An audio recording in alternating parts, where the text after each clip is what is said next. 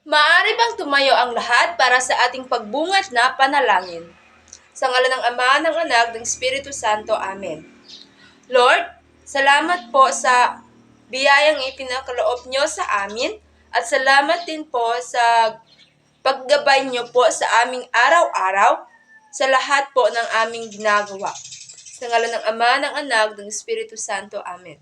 Magandang umaga, aking mga mag-aaral. Bago kayong umupo, tignan niyo muna ang ilalim ng inyong mesa kung may makikita kayong kalat o dumi. Tignan ng mabuti. Maaari na kayong umupo. Bago ang lahat, kumusta kayo? Kumusta ang buhay niyo? Ayos lang ba ang lahat? Ganyan talaga ang buhay, mga langga. Pero kaya niyo yan. Nasa malayo pa, pero malayo na. Padayon. Sige. Bago tayo magsisimula, alam niyo ba ang larong pinulong sulat? May ididikit ako dito sa pisara at hulaan niyo kung ano ito. Maliwanag ba aking mga mag-aaral?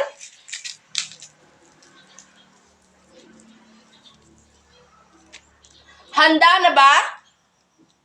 Pagbilang ko ng 3, itaas ang kaliwang kamay. 1, 2, 3. Magaling. Nauna si Jana magtaas ng kamay. Ano ang iyong sagot? Tumpag. Magaling. Ano nga ba ang dula? Okay, Edward. Ano nga ang ibig sabihin ng dula? Tumpag. Magaling. Bigyan ng 5 palagpak si Edward. 1, 2, 3, 4, 5. Maaari ka nang umupo, Edward. Ngayong araw ay tatalakayin natin tungkol sa dula. May ibibigay akong isang dula na ang pinakamagatang ang mahiwagang tandang at ito ay iyong basahin. Pero bago ang lahat, papangkatin ko muna kayo sa 4.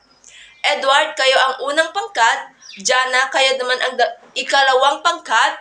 John, kayo ang pangatlong pangkat. At Mike, kayo ang huling pangkat. Maaari na kayong magsimula. Unang pangkat, maaari nyo lang ipresenta ang inyong gawain. At kung may oras pa tayo naman ay dadako sa pangalawang pangkat. Maliwanag? Tumpak, na ipaliwanag ninyo ng maayos ang buot. Magaling! Unang pangkat, na ihalaw at na ipagsunod-sunod ninyo ang dula na pinamagatang ang mahiwagang tatdang. Magaling! Unang pangkat. Nabasa niyo ba ang ipinabasa sa inyo ni Binibining Danica? Magaling!